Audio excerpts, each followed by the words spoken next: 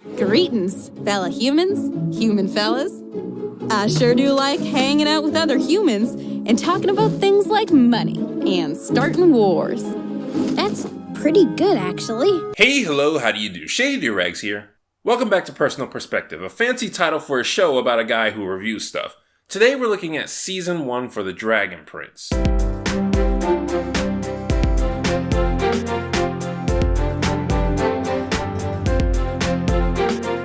So if you haven't been around long enough, you're probably wondering, why just Season 1? Why not review the whole show? Well, a while back I did a poll asking people what they wanted me to do with this show. The end result was a season rundown, but I don't do those anymore.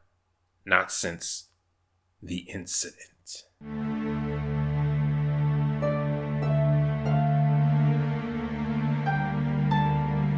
But I figured I could still review the seasons. Last time on Shady Doorags, after watching the first 2 episodes, I was fairly impressed. I felt the show had strong potential to be something like Avatar: The Last Airbender. After having seen the entire first season, I can say that the potential is still there, but I have less faith than I did before. The Dragon Prince is about 3 kids, Prince Ezrin, his stepbrother Callum, who are both humans, and Rayla, who's an elf. The kids find an egg containing the Dragon Prince, a creature thought to be killed off by humans. Hoping to restore peace to the kingdoms, the kids try to inform the adults about its existence, but find that their respective authority figures are too stubborn to listen. So the 3 set off on their own journey to bring the Dragon Prince back to where it belongs. We have to return this egg.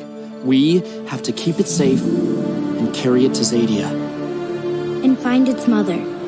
We could change things.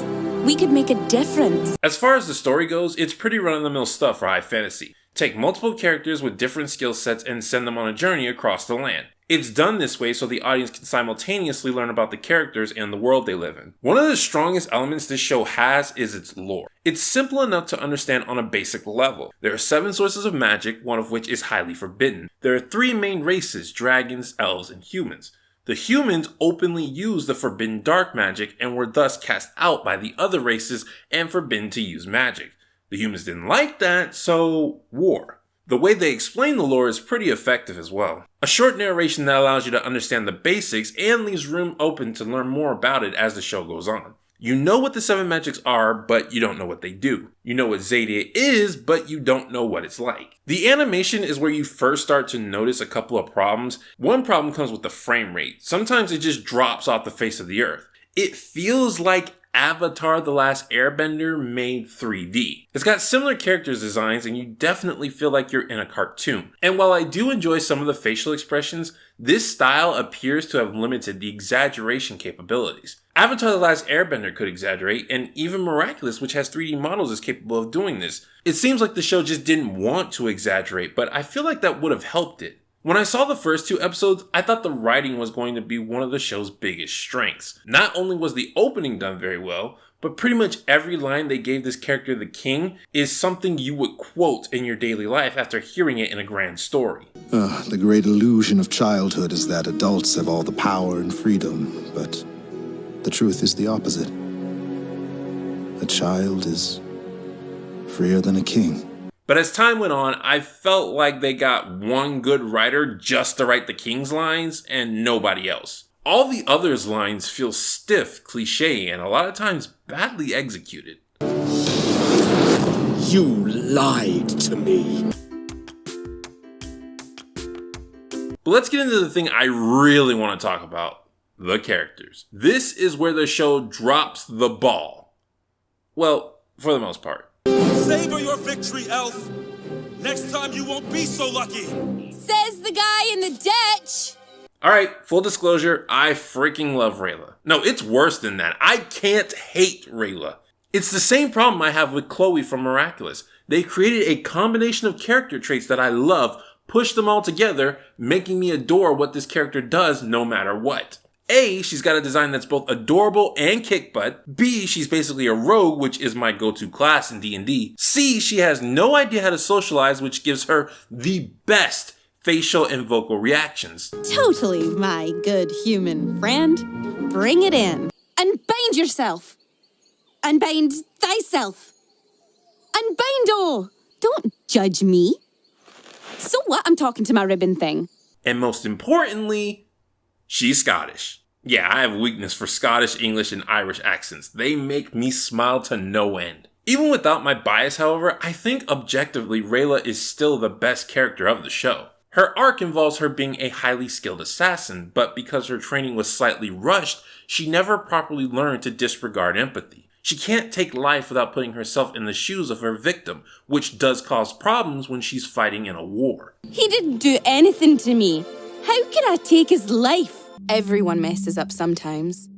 Or in my case, all the times. I hesitate, think too much, get confused about the right thing to do, and the next thing I know, I failed. Do you realize I'm an assassin who's never killed anyone? She also has the biggest moral dilemma of the show. At the beginning of the season, she makes a vow to kill Ezrin, one that if she doesn't complete, her hand will very slowly be removed from her wrist.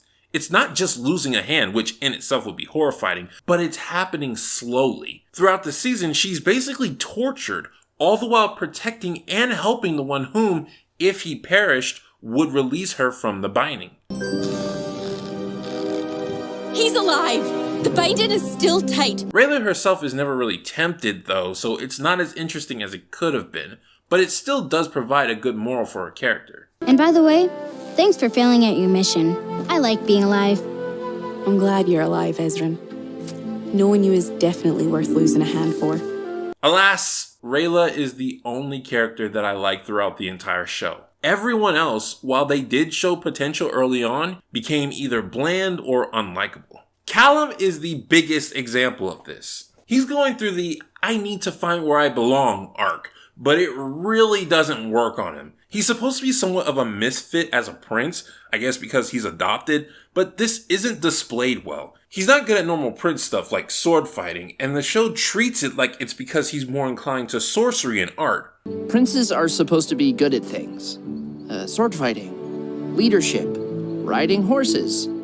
But I've always been kind of bad at, well, everything. Problem is, we never see any counterexamples. We don't see other kids his age or other princes who are good at swordsmanship. The people we do see, we expect to be good, like the captain of the guard. Without contrast to similar characters in his position, it just looks like Callum isn't good at something he just started learning, like every other human who's ever existed. His attitude gets infuriating when he starts putting the others in danger. He insists that they take a detour into a risky area just so he can feel useful. While there, he tells his aunt, who is a general, that Rayla is going to drink their blood. She's a general! What do you think she's going to do after being told that? It's okay, Callum. I've slain monsters before. Do it. Take her out. I was just trying to scare her. I thought she'd back down. Oh, that went well. They tried to kill me. It would be fine if maybe this was a lesson Callum needed to learn, and the show looks like it's going in that direction. It's a toy. Probably a piece from a children's game. I hope it was worth it to you. Putting everyone's lives in danger. But then they ruin it by rewarding Callum and making him correct. Last night you thought the cube was just a worthless toy. But now we know... It's a glow toy. Exactly. I should note that Callum is not the only one who makes really dumb decisions. There's a whole scene where Rayla decides to confess her sins while they're all standing on cracking ice when she should just hurry up and act. But Callum is the most affected. A lot of the character's stupidity is mainly so the plot can happen. So it feels very frustrating. I'll call out. I'll scream.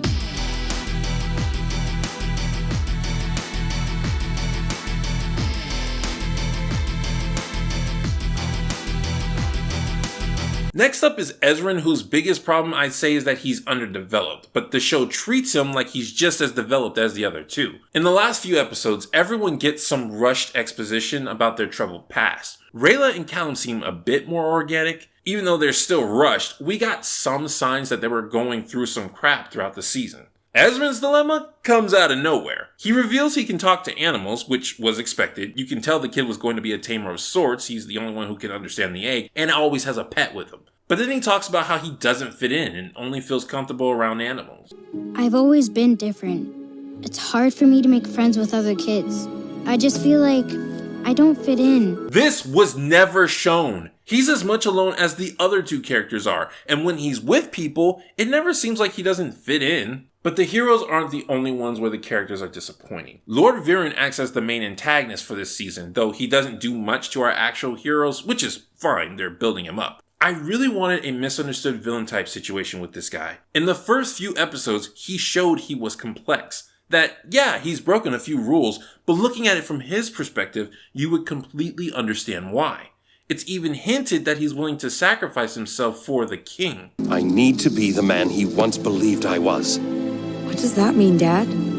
It means there's one more thing I can do to convince him. What are you doing? If I told you, you would try to stop me. When he announced that the princes were dead, I was like, yeah, that's a good idea. Make the enemy think your most precious citizens are dead so they won't come after them. But then he tells his son to actually kill them. I'm supposed to come back with the news that they're dead. What I don't understand is, what am I supposed to do if we find them alive? Out there, in the wild, accidents happen every day. Deadly accidents. Yeah, there's no justifying this. He's evil. He's power hungry and doesn't have limits on what he will do to get his way. That's way less interesting than what we could have gotten. No song for the occasion? The last of the characters that really matter are Claudia and Sauron. They're supposed to foil each other, one being a simple-minded fighter while the other is an oddball sorceress, but Sauron is too simple-minded and Claudia is too oddball. Sauron is just flat out boring. His commentary is rarely worth a chuckle. So you're saying things could go either way? Precisely. Like a seesaw. Claudia has no focus for her weirdness. Everything she does is just, that's not something I expected someone to do, which leaves her with very little personality. Okay, what is that? With the nose, the finger? Not everyone speaks Claudia.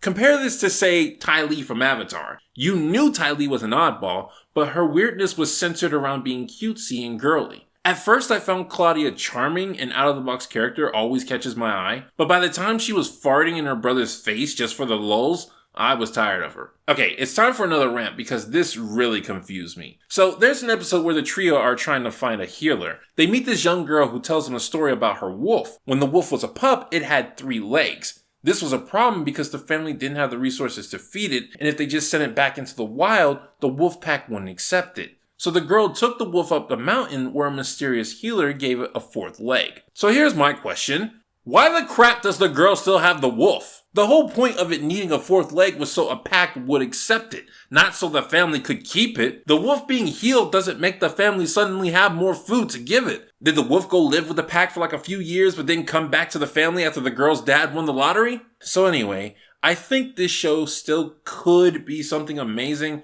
but good gravy, does it need to step up its game? Don't worry, I said I'd watch and review the whole thing, and it's not that bad, so I'm definitely gonna finish it. Also, I need more Rayla in my life.